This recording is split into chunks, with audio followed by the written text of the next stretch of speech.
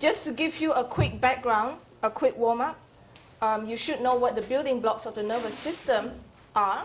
They are neurons, and neurons carry information throughout the brain, okay, for your body to function properly, for your brain to function properly.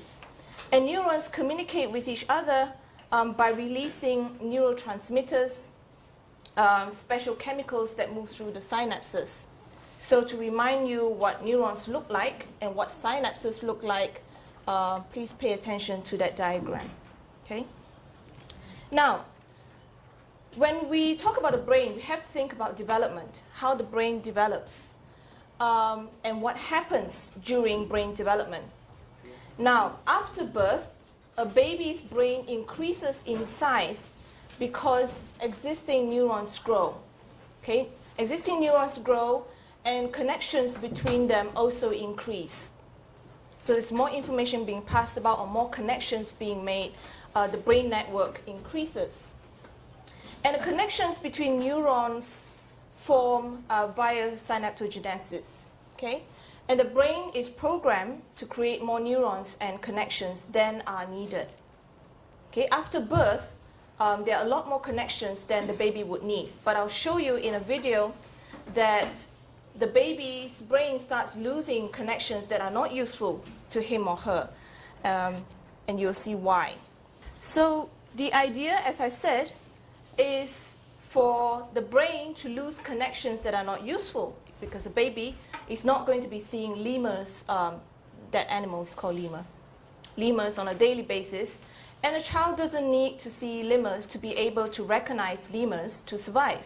But the child needs to be able to recognize the differences between human beings. So those connections will increase, whereas the baby's brain would lose connections that allow him or her to distinguish between lemurs. Okay? So with development, two processes reduce the number of neurons and synapses. Through one, neuronal death, the neurons simply die. Okay, neurons that are not useful. For example, those that help the baby distinguish between different types of lemurs or primates, or synaptic pruning. And the goal of reduction, as the video said, first of all, to increase speed and efficiency and the complexity of transmissions between neurons. Okay, if the brain doesn't lose all the connections that are not useful, then the brain will not be able to process, for example, differences between human beings as well as it could. The other goal of reduction of neurons and synapses is to accommodate new connections. For example, new information that the baby needs to process with increasing experiences with the world. Okay, if the baby starts making more contact with people, then you would expect that the brain needs to accommodate new connections that gives information about people, about new people and other people. Another thing about brain development, or another aspect of brain development that you need to know about, would be neurotransmitters, the role of neurotransmitters. Now, the large number of neurotransmitters allows the specialization of information sent throughout the brain. Okay, you have to have many different kinds of neurotransmitters for the brain to function properly, not to have, for example, just one neurotransmitter with a multi-purpose function. And individual neurons are selective in what neurotransmitters they will respond to. Okay, and I'll show you a model in a bit. Each neuron also has its own patterns of sensitivities. So one particular neuron might only be sensitive to a particular neurotransmitter, or it has its own pattern of sensitivity to different neurotransmitters. And neurotransmitters are received by receptors, which are sites on the postsynaptic neuron shaped to fit specific neurotransmitters. And this is called the lock and key model. That means that receptors on different neurons only allow certain neurotransmitters to fit perfectly into it. Okay? So the neurotransmitter molecules will affect the postsynaptic membrane only if the molecule's shape fits perfectly into the receptor. And you can think about the lock and key model in terms of the effects of drugs. Okay? Now, drugs can enhance the effects of or the actions of a neurotransmitter. Drugs can also impede the effects of neurotransmitters. And there are two major groups of drugs. There are the agonists, and these are chemicals or drugs that enhances a neurotransmitter's activity. Okay, so it increases the effect, if you like, of the neurotransmitter. It makes that neurotransmitter more effective. You also have antagonist drugs or chemicals, which are chemicals that impede, that block a neurotransmitter's activity, preventing it from being effective. Okay, so I've just given you very, very basic warm-up knowledge or background knowledge on what we should know about the brain and the nervous system.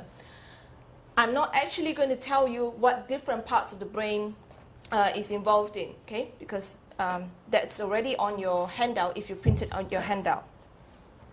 Now, what I am going to do is, because these are methods widely used in psychological research, I will teach you the different methods for studying the nervous system. It could be recording from individual neurons, okay, studying brain activity by recording individual neurons. You could study people who have brain damage to understand the functions of that part of the brain that has been damaged. Or you could record activity of the whole brain, or a combination of techniques. So let's start with recording from individual neurons. Now, you could do single-cell recordings or multi-unit recordings. Okay, single-cell recordings involve monitoring moment-by-moment activity. Okay, by fraction of a second, very, very fast stepwise activity of the individual neurons in the brain while you present a stimuli to the subject. So you might ask someone to watch a film, and then you can conduct single-cell recordings to see which part of the brain or what kind of brain activity can you observe, okay, as a result of reacting to this film. And single-cell recordings identifies apparent function of each neuron.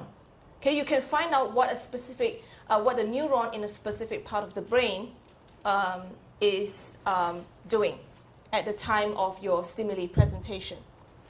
So for example, through single-cell recordings, researchers have been able to discover cells that are responsible for detecting motion. Okay, basically movement, maybe someone moving across. And other cells that have been found to detect shape. So you have different cells that have different functions, cells that help you make sense of motion, perceive motion, cells that have a different function, that is to help you perceive shape. Okay, what makes a circle, what makes a triangle, things like that. Now you can also do multi-unit recordings, that means recording activity of a group of neurons, or use computer analysis to examine patterns of activity across the entire collection of cells. Okay? And you can understand how each cell influences others. That's the whole point of doing multi-unit recording rather than single-unit recording. You're looking for interactions. You're looking for combined activity, combined functions, perhaps. And for example, one consequence or one outcome of multi-unit recordings is to find out how animals' control limbs are used to control artificial limbs. That is, if you have acquired data or recordings of how animals or how human beings control our hands, our arms, and our legs, and our feet, you can use that data to design an intervention, okay, to control artificial limbs. So now you have computer software or computer programs, computerized intervention to help people. Is some kind of physiotherapy through this digital medium. Okay. Now, these are popular methods of studying the effects of brain damage. There were previous popular methods, but they're unethical, and you can see why. The first thing is to create lesions in the brain. That is, you intentionally create damage to brain cells at a particular site. So if you are interested in some part of the forebrain, you might deliberately damage that part of the brain in your subject to find out what functions the person loses. Okay? But it's unethical because you're intentionally harming your subject. So these are no longer used now. They are used, however, in studies using animals like rats. Okay? And brain lesions allow you to compare how the brain functions before and after the damage, very simply put. You can also transect a brain, that is, by surgically cutting a nerve tract or brain region, performed to isolate functionally the regions on either side. And you can transect the relevant pathways, whichever you're interested in, and observe the result. Again, these two are used less now because they are more advanced, sophisticated techniques to study the brain. Now, neuropsychological studies examine brain behavior relationships, so identifying which part of the brain leads to what kinds of behavior, okay? Using evidence from cases of brain damage, that is, real cases of brain damage, unintentional harm. And it involves close observation of changes in function associated with brain damage. And you can conduct experiments to determine what a brain damaged individual can do and cannot do. And you can use neuroimaging techniques. Now, the very first, one of the very first few neuropsych studies that are always mentioned, or that is always mentioned in textbooks, is the story of Phineas Gage. Now, Phineas Gage, as you can see very clearly by the picture, he was working at a construction site, and an accident occurred where he was impaled, his head was impaled by an iron rod, and it created profound damage to his left frontal lobe. Now, what was interesting was this guy, having been impaled by the iron rod, actually nevertheless was very much alive. And he actually walked to the bar, or the pub at the time, with this iron rod in his head and said that, you know, I don't feel so well. And he didn't even realize what kind of damage he had actually suffered until his friends actually told him, you have to see a doctor. Now, having gotten treatment, they pulled out the rod. His physical health almost fully recovered, except for his left eye, as you can see in his portrait. Now, he did not show any problems with speech or other abilities, but with this brain damage as a result of being impaled by this iron rod, he suffered severe personality change. Okay, Phineas Gage, before the accident, was a very nice person. He knew how to plan things. He knew how to organize his schedule. He used to think before doing something, before saying something. But following this brain damage, he lost his original personality, so to speak. He changed to almost a different person, from being nice to mean. And he was fired from his job because he lost the ability to work efficiently, to think before speaking. And I think he also started abusing alcohol or something like that. And he showed a very significant inability to execute plans, unlike before. Okay? So you can use cases like these, cases where people suffered brain damage through an accident.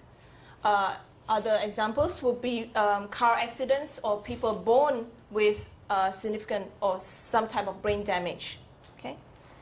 And the major way in neuropsych studies to study activity in the brain, to study brain function, is to use neuroimaging techniques such as these, and I'm going to go through each one.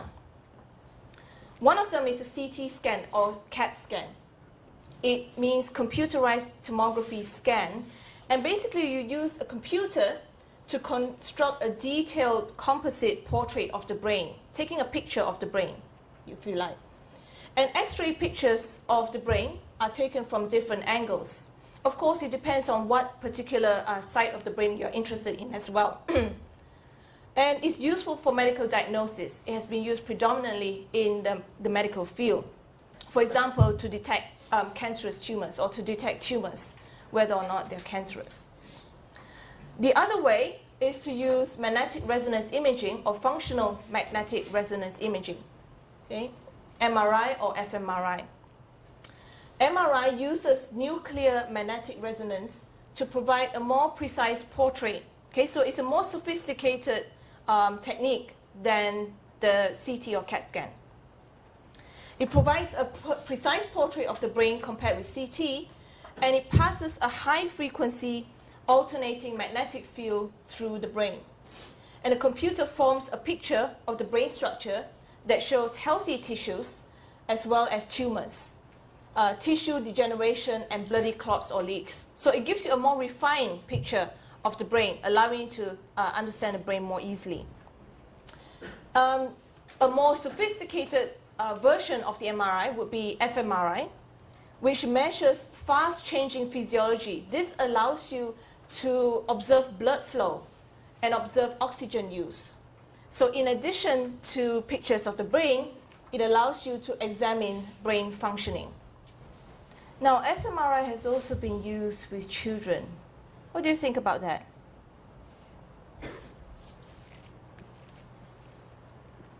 What do you think are the challenges using Fmri with children? Getting them to stay still? How can you get children to stay still then, do you think?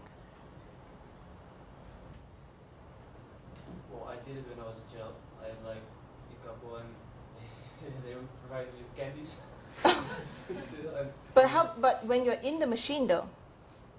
Yeah, well, they just told me like a couple of times before, and then I think they had to do it twice. And my brother, he was 3 years young. I think I was like 11 the first time. My brother was 8 or something. I don't know how they did it, but I think they had to do it twice with them. Yeah, so with children you are more likely to have to do it again. And they said, you know, it's costly. So you actually need a lot of funding, especially with doing Fmri with children, because you have to take into account the possibility you have to do it more than once. So for example, they use candies with you. What else do you think they can do?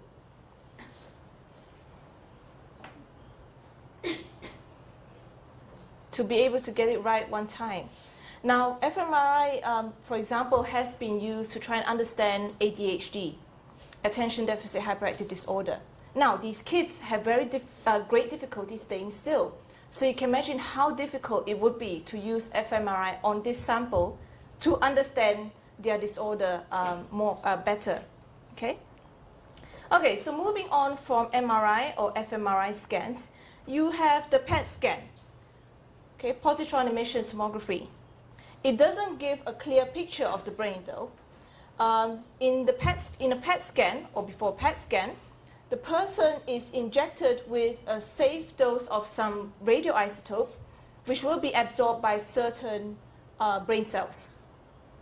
And by observing metabolic activity, one can see on the scan which regions are active. Okay? So these are the three different kind of scans that are available. Then you can also record the brain's electrical activity. Okay, you might have seen pictures or experiments where people have to wear this sort of gear on their heads. And this is also a very common technique to use in developmental psychology as well. One of them is EEG.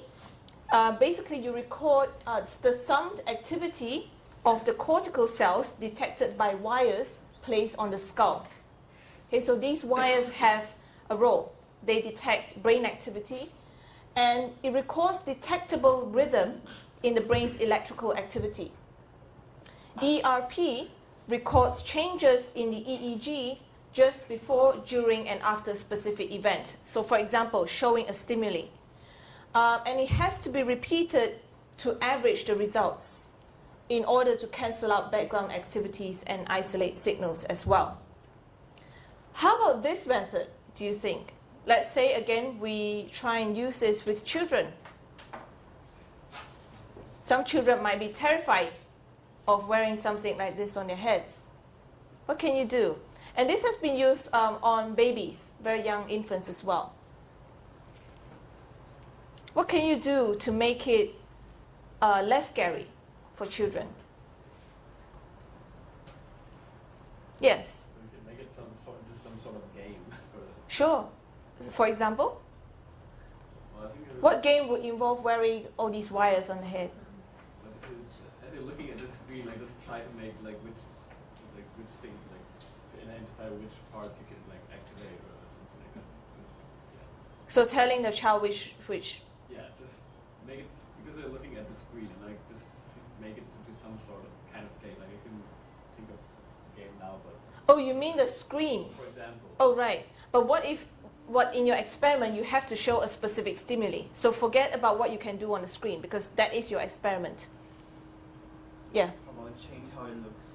Change how it looks. How? Like, Because you need the wires. but we can hide the wires inside the cap or make it like SpongeBob. Oh, poor kid. SpongeBob. Okay. Something else. Yeah, Hide the sure. wires so they may not feel scared. Do you think they'll be happy to wear something on their heads? Maybe if they think that it is funny. Okay, if they think it's funny, so either you make it into a cartoon character. You could put even the Mickey Mouse ears on it or something, or to say, oh, do you want to be a superhero? This is one way you can be a superhero. These wires help you, I don't know, teleport or something like that. Kids always love the idea of superheroes, and if you join them, so I wear one too, both of us can be superheroes. It increases your chances of getting the kids to wear this. Now you can understand the challenges in doing research with children. You have to be silly when you need to be silly, okay? And in a way it's fun as well for the adults. Okay. Another technique is TMS, Transcranial Magnetic Stimulation. It's an experimental technique that can produce temporary brain disruption. Now you might say it's unethical, and it has been controversial. It's very similar to brain lesion. Basically, it's repeated magnetic stimulation at the surface of the skull, and this is used to stimulate or cause a temporary lesion. Okay? It's not expected to be permanent brain damage. And the effects of this stimulation or lesion can be recorded. Now, the problem or the disadvantage of TMS is you can only study structures, brain structures, immediately below the skull, okay, not further down. However, the effects can be significant, and TMS has been used in a lot of studies on addiction, drug addiction or alcohol addiction. Okay?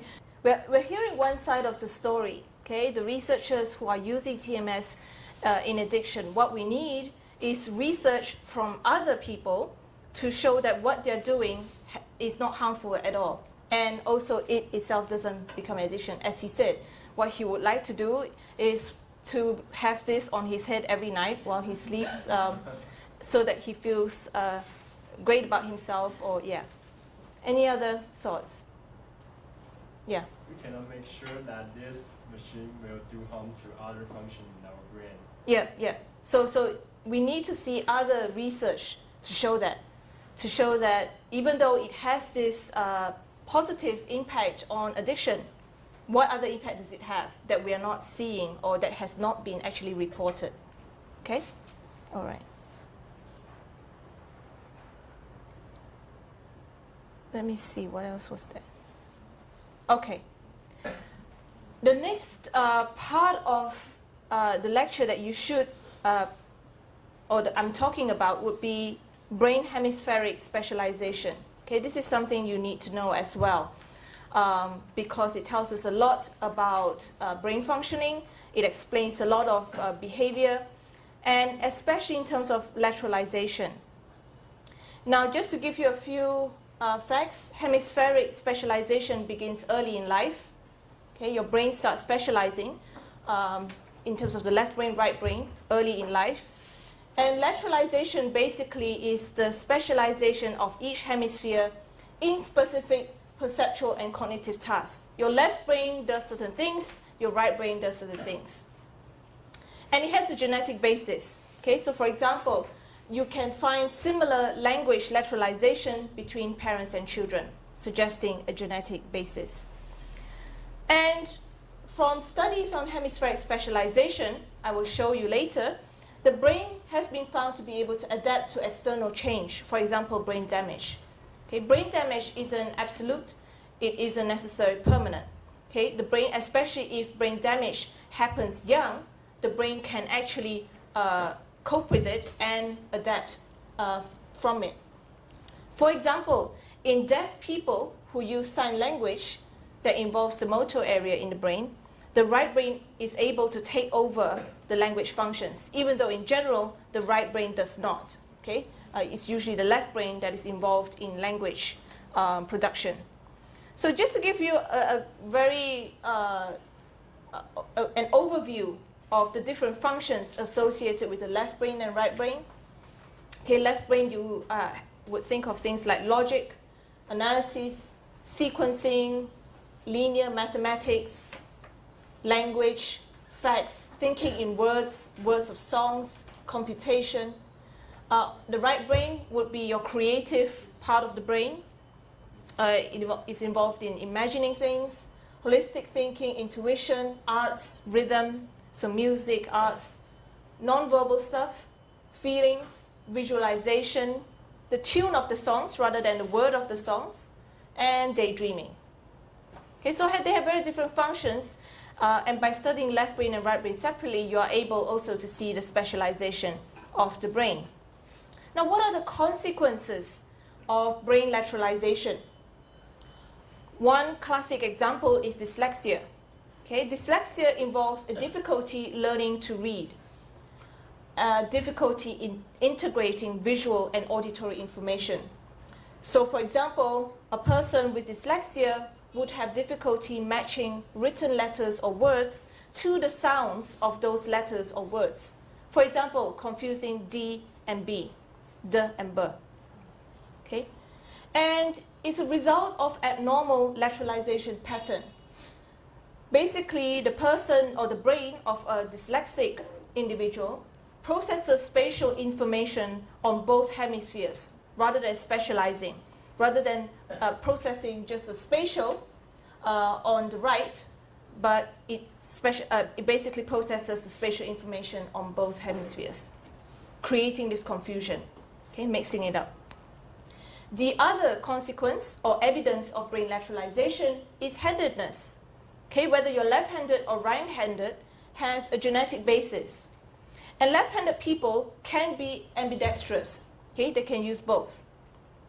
And their brains may be actually less clearly lateralized. Left-handed people have less lateralized brains than the brains of right-handed people.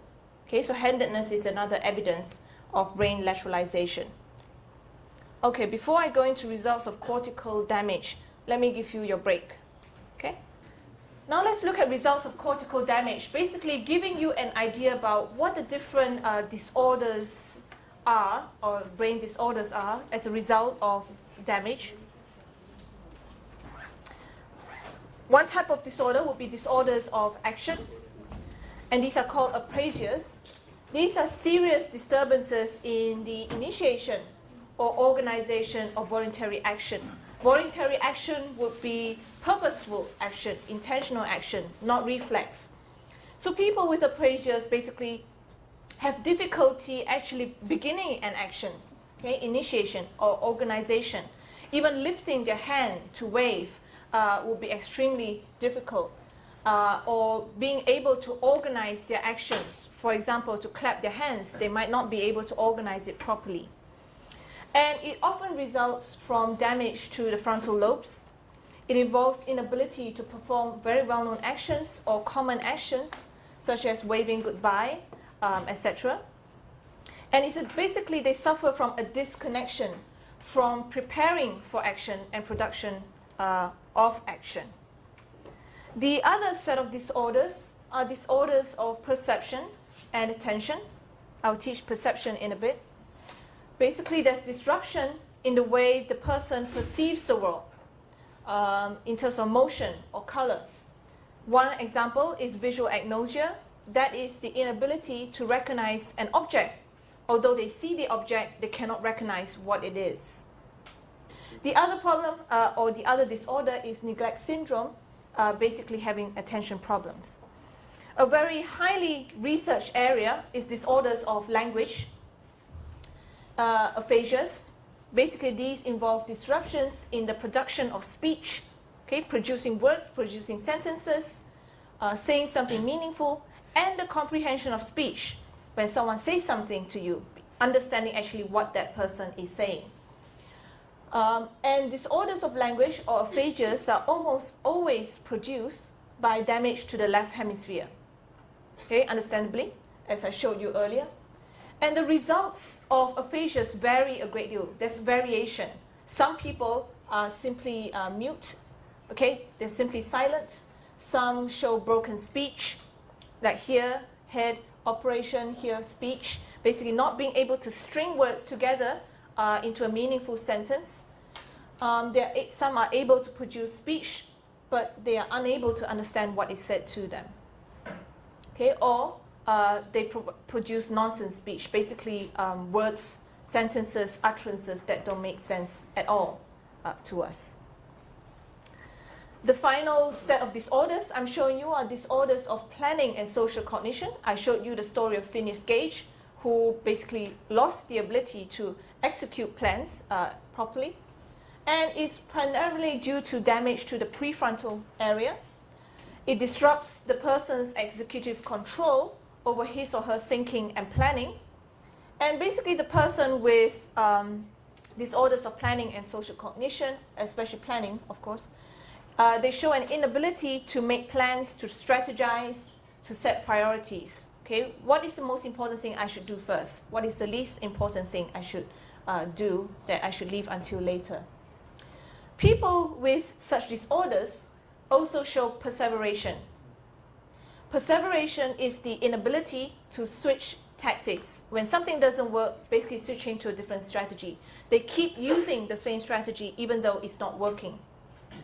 They have the tendency to repeat the same response or the strategy repeatedly, even after feedback, even after they know it's not working, even after people tell them it's not effective. They are unable to change strategies, to switch tactics. Now, brain injury has a different impact depending on when it occurs. Okay? And brain injury in early years of life has shown signs of hope. Okay? Because the young brain, when brain injury occurs in early years of life, the young brain is not yet fully developed. So there's still room for adaptation. There's still room for recovery. And in the young brain, hemispheric specialization is not fully complete. So the different hemisphere can actually take over certain functions that have been disrupted. And this has been found in studies that have shown infants and young children often recover their functioning, even though they have sustained brain injury. And I'll show you a video of a very remarkable case of what they did that shows how plastic, or I'll show you brain plasticity in a bit. And one example in terms of brain injury in early years of life is that despite left hemisphere damage in early infancy, again, in language development, you find that children can still develop language normally. Okay? Now, a lot of researchers have also looked at brain damage due to lack of experience, lack of stimulation, especially in the cases of children who have been abused, who have been neglected, okay, child maltreatment cases. And lack of stimulation or exposure is expected to damage the brain and cause it to malfunction.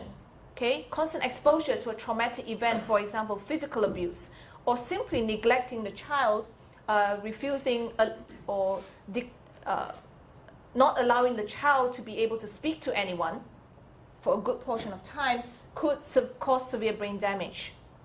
Okay? In abused children, research has shown that the cortex and limbic system involved with emotions and parent-child attachment, okay, parent-child bonding, are 20 to 30% smaller. That's a very significant difference from typical children. Okay, they also have fewer synapses in their brain. Now, some children do recover. Okay, recovery or improvement does depend on other environmental factors. For example, removal from the negative environment.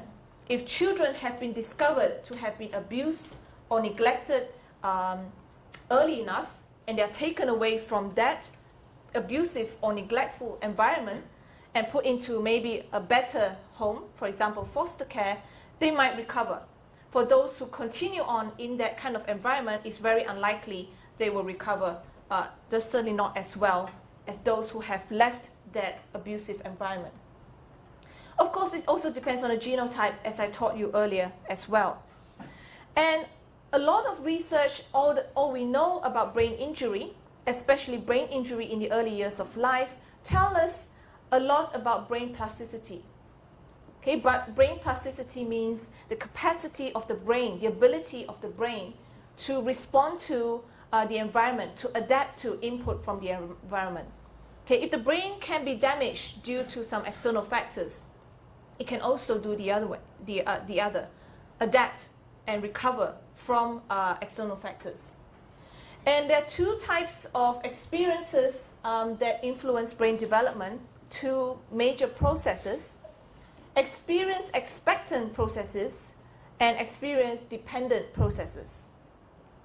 Now, experience expectant processes are experiences that are expected in all environments. Okay, the typical person would encounter these kind of experiences. For example, touch, except in very rare cases, perhaps like child neglect or child abuse, where a child is locked up in a cage and almost never touched by another person. Another form of experience expectant process would be pattern visual input. Okay, it would be rare for a person growing up not to have any visual input except a blank white wall. Again, except maybe in very severe cases of neglect or abuse. Sounds of language. We would expect a human being or every person in a population to actually be exposed to language, the sounds of language. When I teach you language development, I'll teach you a case, the case of Jeannie, who was severely neglected, severely abused, and who did not acquire language normally because she simply was not spoken to. Social interaction is another experience expectant processes. Okay? In typical human development, we would expect ourselves, to be able to interact with another human being. Nutrition, okay, of course it varies how good the nutrition is to different individuals, but nutrition, having food, having some form of nutrition would be an experience expectant process. On the other hand, experience-dependent processes include experiences that differ among individuals, that vary. There's more variation in experience-dependent processes. And these are experiences encountered in particular families, in particular communities, in particular cultures, in particular neighborhoods. Okay? Can you give me any examples of experience-dependent processes? Experiences that can be quite different in different individuals. Yes? Sorry? Religion. Religion? Yeah?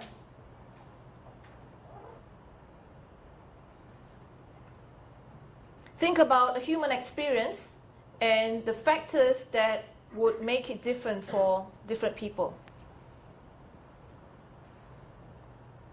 Okay, so family would be a child growing up in a single parent family versus a child growing up in a typical nuclear family. They have a high probability of leading different lives, different types of, or show different types of functioning. Apart from religion, community, culture, family, what else? Country?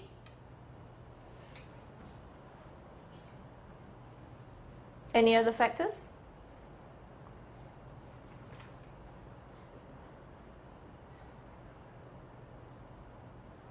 Yes. Experience of disaster. Experience of Disaster. ancestor. No. Earthquake of some part. Oh, disaster. Yeah. What else? Yes.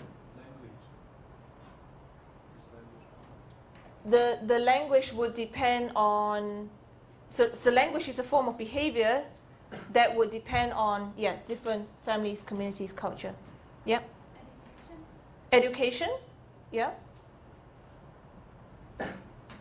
Anything else?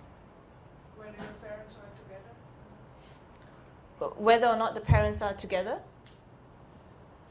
Family structure. Family functioning. Climate, sure. What else would influence the different experiences that we have? Poverty, socioeconomic level. Yes? Racial, so race or ethnicity. Okay, good. Another example of brain plasticity is found in the acquisition of native language. Okay. Now, newborns, when you observe newborns, they do respond to sounds of all languages at the beginning, okay, in language development. And over the first year of life, the brain starts adapting, just like I told you after the video showing the different lemurs. Okay, babies start adapting, their connections change. They lose connections of that teach them or that allows them to differentiate between lemurs, but they start having more connections that help them distinguish between human beings. And just like languages, babies start specializing. They start tuning in, being more selective in what languages they respond to. Okay, they start showing a bias towards sounds they hear in their own language than other languages. And brains in infants start developing auditory maps that respond to certain sounds and not others. Okay? And these auditory maps guide babies in recognizing their native language and being able to master their native language. So that wraps up the first half, brain and the nervous system. Now I'm going into sensation and perception that tells us more specific functions of the different areas of the brain.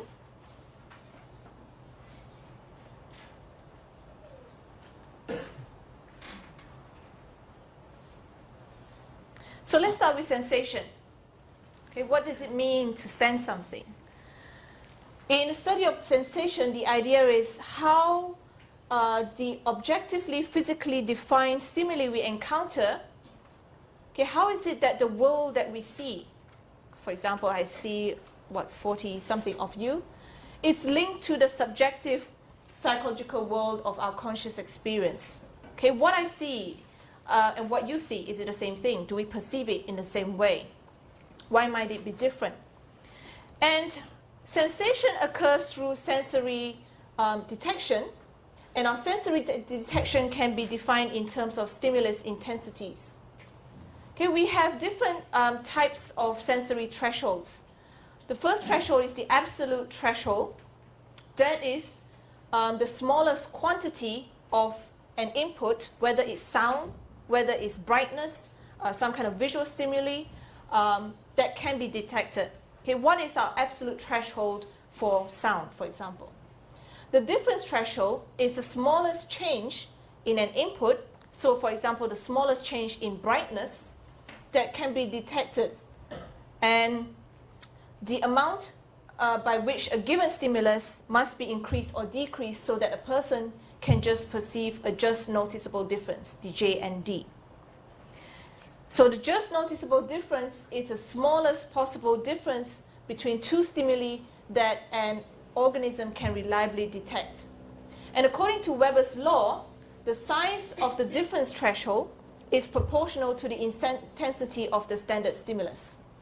The smaller the fraction, the more sensitive the sense modality. Okay, the smaller the difference of a particular stimuli, then the more intense or the more sensitive that stimuli would be to you, for you to sense it. So for example, our eyes are more sensitive to detecting differences in brightness than our ears in detecting differences in loudness. Okay, so for example, for our eyes to detect brightness, a 1.6% difference in brightness is needed for us to detect a change, to distinguish between two levels of brightness. Whereas our ears need 10% difference to detect a difference in loudness. Okay? And one of the major theories in sensory detection is signal detection theory. That is, the act of perceiving or not perceiving a stimulus, whether or not you see a stimulus, is actually a judgment about whether a momentary sensory experience, for example, a spot of light, is due to background noise alone or to a background noise plus a signal. So identifying a signal among other things. And the idea of signal detection theory is we're not just passively receiving information from the world. We decide whether or not it's a signal. We decide or not whether we actually perceived a stimulus. And research that has used signal detection theory or tried to test this has used a procedure where the experimenter would present a faint target stimulus, for example, a spot of light, on some trials, but not show that stimulus on other trials. And they basically ask each participant to respond by saying, yes, I detected the target, or no target. Okay? Or simply getting them to press a button, yes or no. Now, there are four possible responses in a signal detection procedure. The person could say yes when there was a signal. It could be a false alarm, or correct negative, or miss, as you can see in this graph or chart. Okay? And by examining these different kinds of responses, the rates of responding in each category, that is, how often do people show hit response, false alarm response, misresponse, or false rejection correct rejection response, we can see differences in how sensitive they are to that particular stimulus and their decision criteria. Do they show a bias? Are they more likely to say yes to a particular stimulus than others? Okay. And now I'm going through different senses, but before I go through different senses, I'm going to show you two types of, or two stages of sensory processing: sensory coding and sensory adaptation. Now, in terms of sensory coding, the qualities of the sensory input, okay, whether it's sound, whether it's something visual, are translated into specific representations within the nervous system. Okay, we code what we see. So, for example, did we see or hear a bird? Or was the bird black or brown if we saw it? Okay, if we heard the bird, did we hear a bird or did we hear a frog? And sensory coding is applied to psychological intensity. We code sensory stimulus according to how intense it is. I'll show you in a bit. Or sensory quality. And what it means by psychological intensity is the magnitude of the stimulus as it is perceived. Okay, the more intense the stimulus, the louder the sound, or the brighter a stimulus, then the more neuron it activates. Okay, your brain works harder at processing a more intense stimulus, and the greater the firing by the neurons in your brain. So, for example, your brain would work harder or would be more active processing bright light rather than dim light, processing strong scent more strongly than processing subtle scent. Can you give me other examples?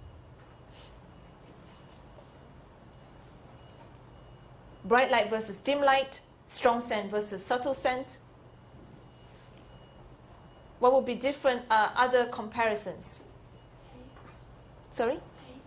Taste. Very sour to slightly sour. Smell. So very smelly to not so smelly.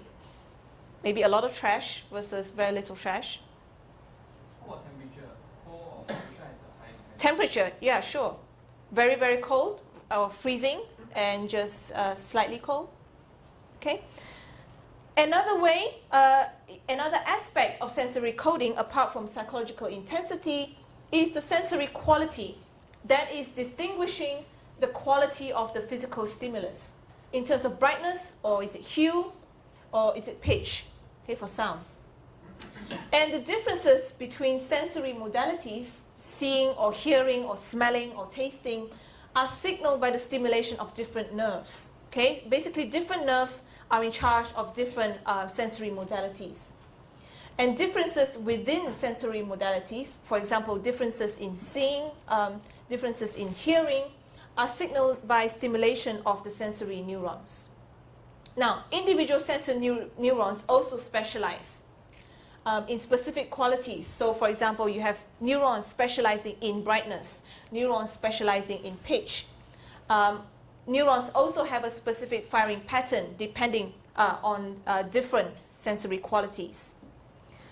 When we code sensory information, we may also encounter the process of sensory adaptation. This is a very classic sensory experience, as you will see. It's a process by which the sensitivity to a stimulus declines if it's continually presented. Okay? So the more you experience this stimulus in the exactly the same level of intensity, if you repeatedly experienced it, then you go through a process of sensory adaptation. The intensity reduces. Okay? Again, also with time, as you encounter it, the longer it is, then the intensity reduces. Oops. And the idea is our sensory neurons will respond strongly to a stimulus when it first arrives. So for example, when you first jump into a swimming pool, the coldness will hit you, and it's most intense. But if the stimulus is unchanging, if the water temperature doesn't change, then your sensory response gradually decreases. So your body starts getting used to this coldness, and then it eventually doesn't feel as cold as it did when you first jump into the pool. Can you give me other examples of sensory adaptation, apart from when you first jump into a swimming pool? What are the daily examples or common examples of sensory adaptation? Sorry? Perfume.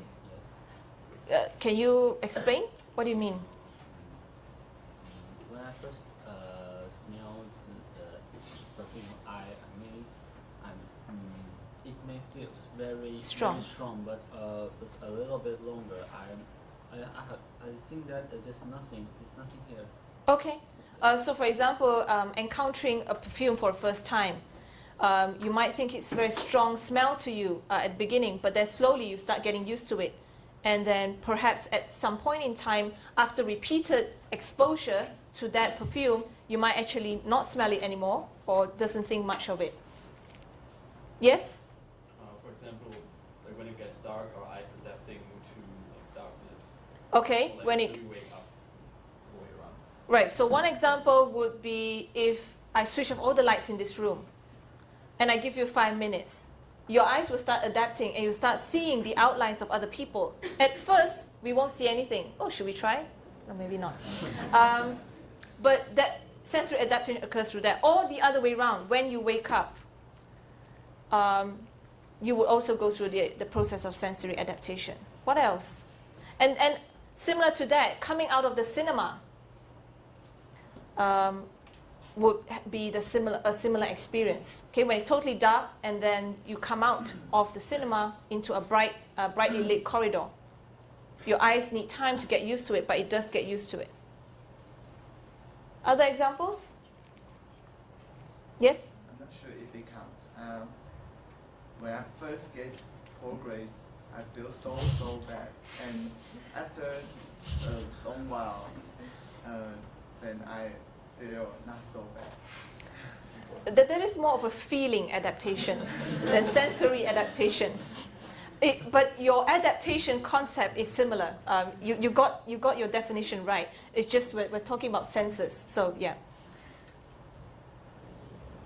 Any other examples you can think of?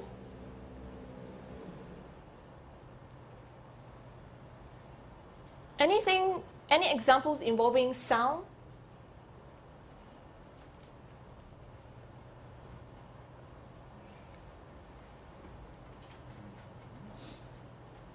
I used to be very amazed when I was living in New York.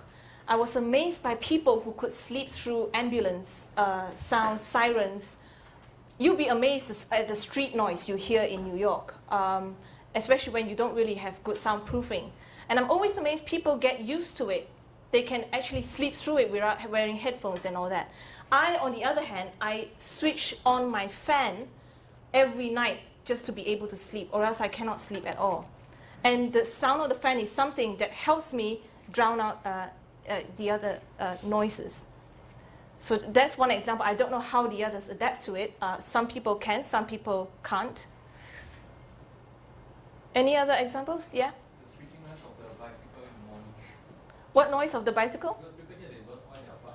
So in the morning you can hear the switching. Okay, the squeaking or screeching noise of bicycles. And you mean you adapt to it? Yeah, somehow.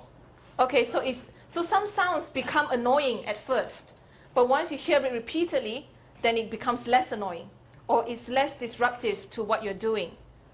You're less likely to pay attention to it. It becomes less intense to you. Okay? Now, sensory adaptation of vision, so for example, adapting to different brightness, will only occur under certain conditions. You do have to hold your eyes very still. Okay, it's not the same thing if you start moving your head or looking at other things. For example, looking at darker things or looking at places where it's less bright.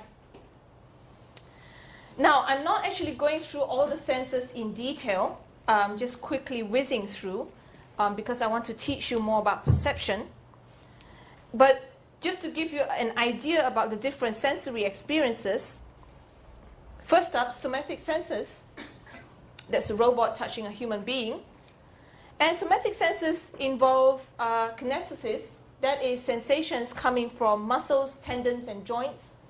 Basically the idea that you have a sense of movement or space orientation, being able to sense that you're in a very small room versus being in a very big room. Vestibular sense involves movements of the head. Okay, it provides a firm basis for vision. Skin senses, one of the most highly researched areas would be pain. How you sense pain, how to reduce your sense of pain, and other things like pressure, temperature. In terms of smell, we have about 1,000 receptor types in the nose. Okay, our nose can be very, very sensitive. We can distinguish roughly 10,000 different odors.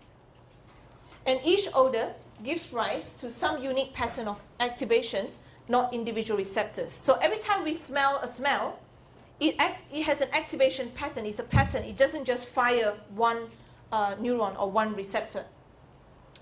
And our sense of smell is used, it has an evolutionary purpose. Okay? It's used for recognition. We identify species by smell. Okay? We don't just mingle or hang out or mate with a different species. Okay? We do it by recognizing our own species. It's also used for communication. Okay? We smell to identify where someone else is, or another species is, what condition they are in. Alarm signals would also be an example, and mating.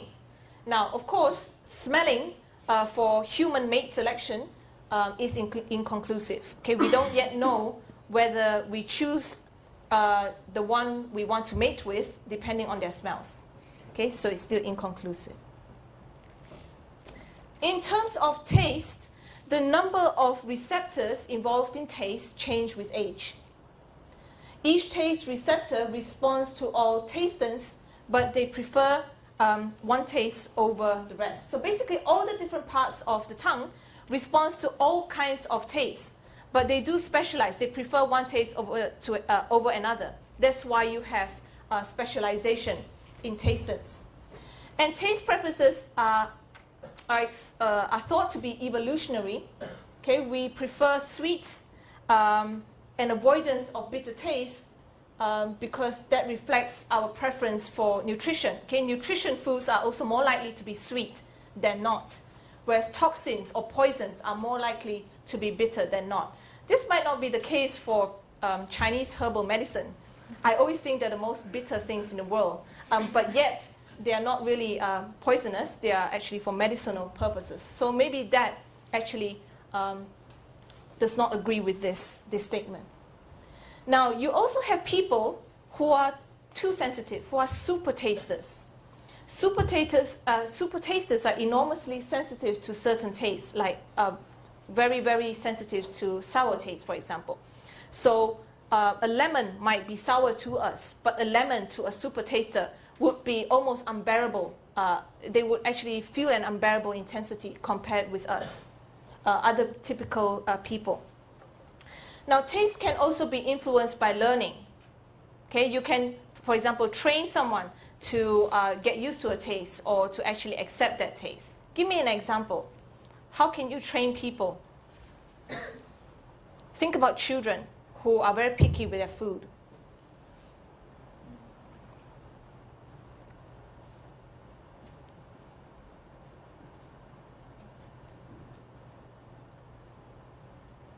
How can you alter a taste? Yeah. I do this, right? Oh, okay, yes. One example. How about learning? Because learning is the idea that you teach it, you train this person.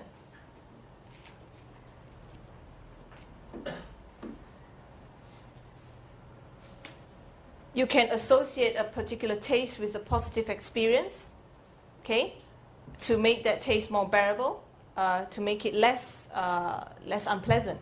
That's one way. Hearing is next. And hearing occurs when neurons carry auditory signals to the primary auditory projection area in the brain. And your brain analyzes these auditory signals for the purity of sound, which is a quality separate from its pitch or loudness. And the signal must be tracked across time to evaluate patterns of pitch change. For example, distinguishing a question from a command. Okay, a question would actually, a question takes, how should I put it? The signal has to track longer to detect it as a question than from a command. Okay, and neurons along auditory pathways respond to various pitches, but each have a preferred pitch, very similar to taste. Okay, all of them do respond to various pitches, but they do specialize in terms of a pitch they prefer. Just like the different parts of your tongue prefer a certain taste, even though they respond to all tastes. And we must look, in terms of hearing, at the overall pattern of firing of the neurons to detect pitch. And how about vision? Oh, this is my favorite part, because that's my cat. I deliberately put this up because he actually stayed still for a very long time because a bird landed outside my apartment window. So he actually stayed frozen like that, staring at the bird for about 10-15 minutes. His name is Mochi. Sorry. Okay. Now, from vision, I'm actually going into perception as well. Starting off, first of all, giving you color perception. Okay. In color perception, light emitted and reflected by objects enables us to see. And in color perception, photoreceptors are involved.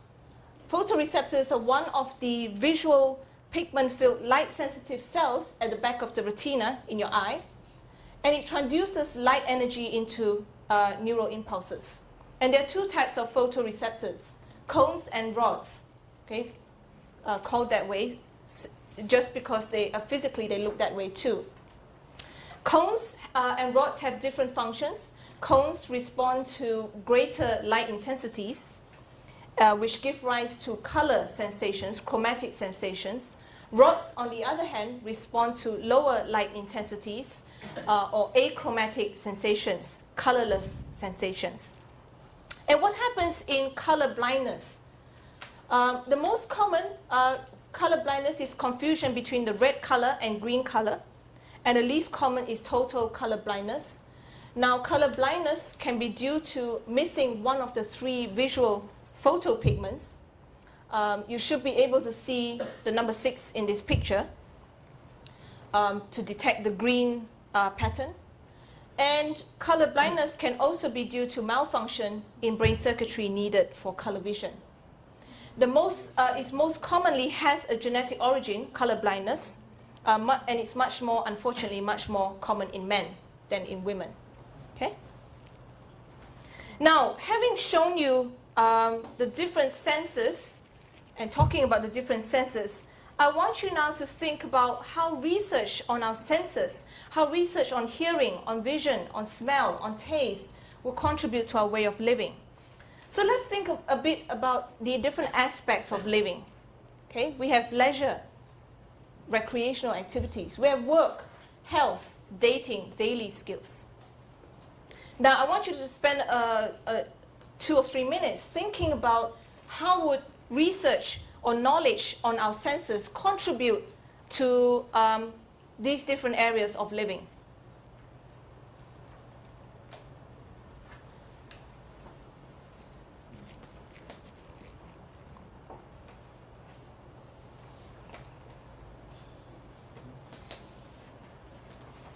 Let me give you some ideas. For leisure, do you guys know Nintendo Wii? Okay, now the whole gaming industry is quite different now. Now it seems more pleasurable to be able to control, for example, how do they come up with the idea that you can play tennis without actually playing tennis, but actually feeling like you're playing tennis? Okay, so research on that kind of sensory processing, or perception will contribute to improving our leisurely activities, improving, for example, gaming for people. In terms of work, visual presentation, okay, if we know that, if research shows that people respond much better to colorful stimuli, then visual presentation can use that to improve the information being received by people. You might make your visual presentations more colorful because you know people will respond better to it, or they will remember it more easily. How about robots? How would robots come in here? Research on sensors, robots helping with work. What is the connection?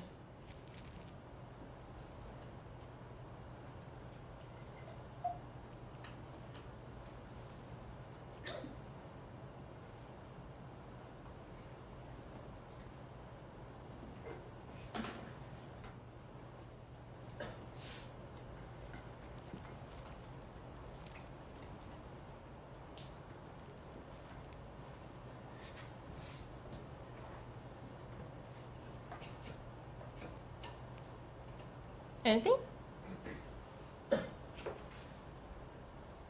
Robots will respond using motion detection, perhaps? How about health and physiotherapy? As I taught you just now, you are able to use data that tells you how data on sensors, on data on moving your limbs or touching things, and apply it to perhaps a computer program to help people basically go through physiotherapy, and that's for health purposes. Romantic stuff, I actually didn't know what to put in here. And I wanted to ask you this, how would research on our senses contribute to dating? For example, if we find out what kind of smells, what kind of visual material are likely to make people feel romantic, why do you think romantic restaurants, have a certain kind of decoration? Why would roses be the most popular flower for romantic occasions?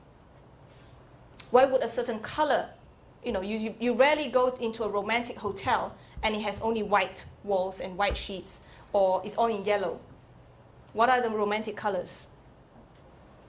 There must be a reason. So the research on these different senses, what puts people in different kind of moods, what puts people in different kind of, give people different kind of feelings, would contribute to the major areas of living, okay, the different ways we experience our lives. Another common form common way that research on senses could contribute to living would be daily skills like driving. Okay, driving simulation would need that kind of data. And it's very similar to gaming as well, as I said earlier. Okay. Now, one specific area of perception is object recognition. That is, our primary means of recognizing objects is through the perception of their form. For us to recognize an object like a table, okay, we perceive its form, it being rectangular, it having a certain dimension to it, although we also rely on color and size. But it's enough to see it without color. It's enough not to have it in different sizes. Okay, a mini table can also be a table. But how do we recognize objects? We basically organize pieces of this visual stimuli. Okay, we see a table. We choose which features matter for our recognition of the object and which are not as important. So think about the game, guess the object. I show you part of it, the picture of part of an object, and you should be able to guess what it is. For example, what is this? Please tell me you can recognize it. What is it? It's a household object. Do you do any cleaning? Spray? It's a spray bottle. Oh, was it that difficult? It's a spray bottle. Now, based on this idea, we choose which features matter for recognition of the object. If I had shown you the bottom of the bottle, it would be much more difficult for you to recognize an object. This is a feature, the most important feature, you would say, of a spray bottle. You need a spray nozzle to make it a spray bottle. Okay? Oh. And you also interpret it. And the catalog of features or what features that are present in the object depends on how we interpret its overall form. So if we interpret it as a spray bottle, we would expect it to have a bottle part. Okay? A continuation from that spray nozzle because we interpret it as a spray bottle. I keep going forward. And if we have interpreted it as a spray bottle, we can organize the overall form so that any missing pieces are filled in. Okay? When we recognize this object, we are able to say, okay, I would be able to tell you what the rest of the picture looks like. You can fill in the missing pieces. And visual perception involves perceptual parsing. It's based on Gestalt Psychology, where the organization of a stimuli is an essential feature of all mental activity. Okay? And Gestalt Psychology emphasizes the role of organized wholes in perception. That is why you are able to fill in the missing pieces of that picture earlier. And you go through the process of parsing.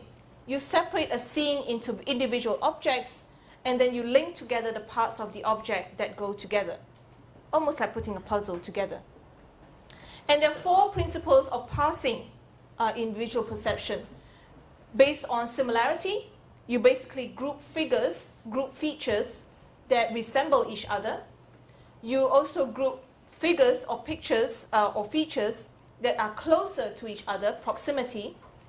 Good continuation, also that is contours that continue smoothly. And you also parse objects based on subjective contours. That is, you perceive the contour to complete the picture, as I showed you earlier. You expect the bottle, for example, to follow on vertically down this way, rather than being inverted, okay, for it to be a spray bottle. And a common example is the figure and ground example. What do you see in this illustration? You see a cup or a goblet, you know, like the goblet in Harry Potter. Do you see anything else apart from a goblet? 2 faces? Or do we have any other special ideas? No. You should see a goblet and you should also see 2 faces. Okay? And the idea is of the separation of the visual field into the figure that stands out against the ground. It allows you to, for you to process figure and ground, it allows you to focus on the figure. And usually the figure is perceived as being closer to the viewer than the background. And visual organization of the stimulus is not specified by the stimulus itself, but is instead up to the perceiver. That's why some of you would see the goblet first, some of you would see the two faces first, and then you will need more time to see the other. Okay, but at first glance, it's not absolute. And perception involves networks, network models of perception. And there is evidence from visual search tasks that supports the importance of features. I will give you an example of a visual search task. Basically, usually in a visual search task, observers are asked to hunt for a specified target within a field of stimuli. I show you a bunch of stimuli, you find the one I want you to find. And you can, and it's based on the identity of the target that can be defined in various ways. So I could tell you to look for the red item, I could tell you to look for number 3, I could tell you to look for a square. And background items in a visual search task can vary both in number and identity. And usually there is no need to scan each item. Okay? Research shows that people usually see as a whole. They look at the display as a whole, and then they focus on the target they are looking for. So let me give you an example of a visual search task.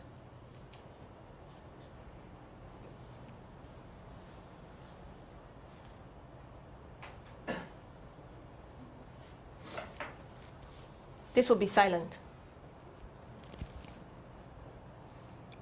You're about to take part in a study, blah, blah, you're searching for a particular target. At the start, you will be shown, then a screen will appear. You will need to search for the target. On some trials, the target will be present, but not on others, it will be absent. You find a target, click the mouse. Following the mouse, all the targets will be replaced by boxes so that you can no longer see where they are. When this is done, click on the location of the target or the none button. So, is it there? Usually they don't give you so much time. Let me go back. The target was this, okay?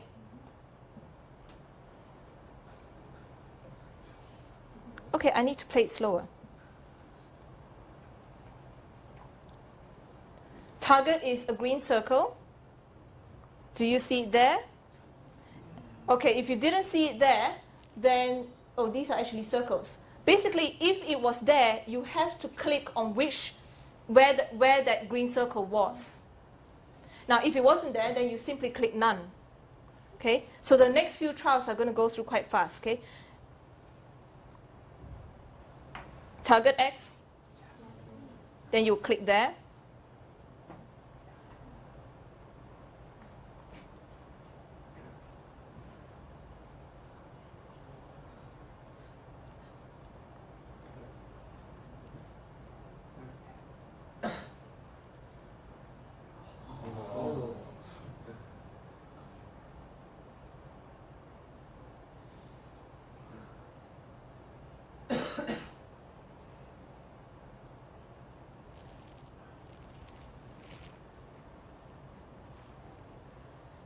Okay, so that's a very classic example of a visual search task.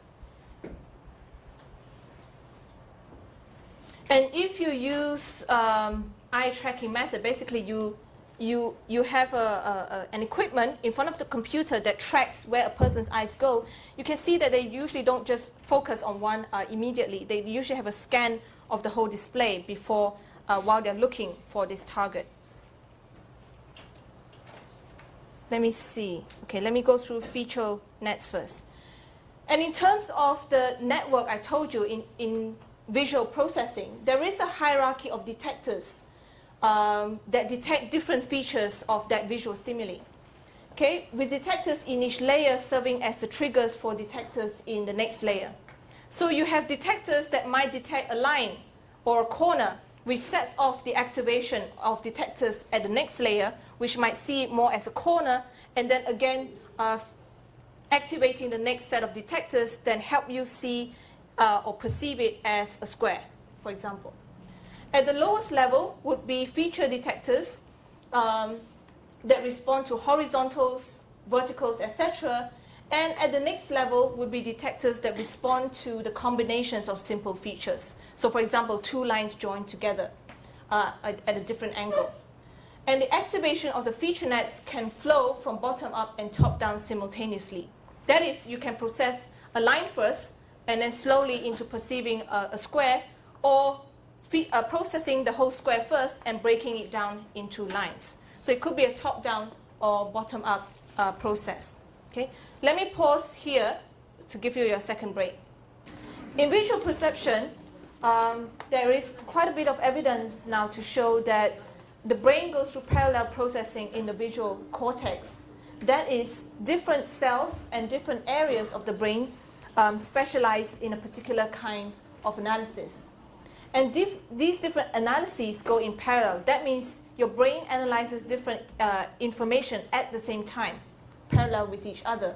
Some cells are analyzing form, okay, or shape, if you want, while others are analyzing motion, if you are seeing something that is moving across your retina. Others are analyzing color, and so on. But the idea is these few different types of analyses occur in parallel. And the idea of parallel processing is to make your brain more efficient. It promotes efficiency. It promotes interaction between systems. So perhaps the color analysis giving information to motion analysis, and so on and so forth. And in visual perception, there is perceptual constancy. That is, the constant attributes of an object, such as its shape and size, that we are able to perceive even though there are differences in the proximal stimulus. So, for example, we will see this 4 rods as having the same height, same width, same color, even though the one right at the back is much further from us than the one closest to us. But we see it as something unchanging. Okay? We see it as the same object, even though it's further away. We don't see it as, oh, the fourth blue rod is actually smaller than the one in front. And size and shape and brightness constancy basically refers to the tendency, our tendency to perceive objects as retaining, keeping their size, keeping their shape, keeping their brightness, even though there's a change in viewing, distance, angle, and illumination. So whether or not you see me from this door, from that corner, you see me as not having changed my appearance. Okay, even though you're seeing me from a different angle, or you're seeing me from a different distance. Okay, the row in front would not see me differently in terms of my size or my height as the people at the back. Okay, and we can understand a lot of visual perception, what we can do and what we cannot do, by studying visual illusions, how we respond to or how we perceive visual illusions. And visual illusions would involve normal mechanisms of perceptual constancies, involve making adjustments for details like viewing angles, contrast effects. So in visual illusions, what usually works would not. Why? Because we have this idea of perceptual constancy, and visual illusions break that. Now, these adjustments can cause us to misinterpret or misperceive depth or brightness, resulting in it being an illusion. It's an illusion because it goes against our normal perceptual constancy. So one example would be this.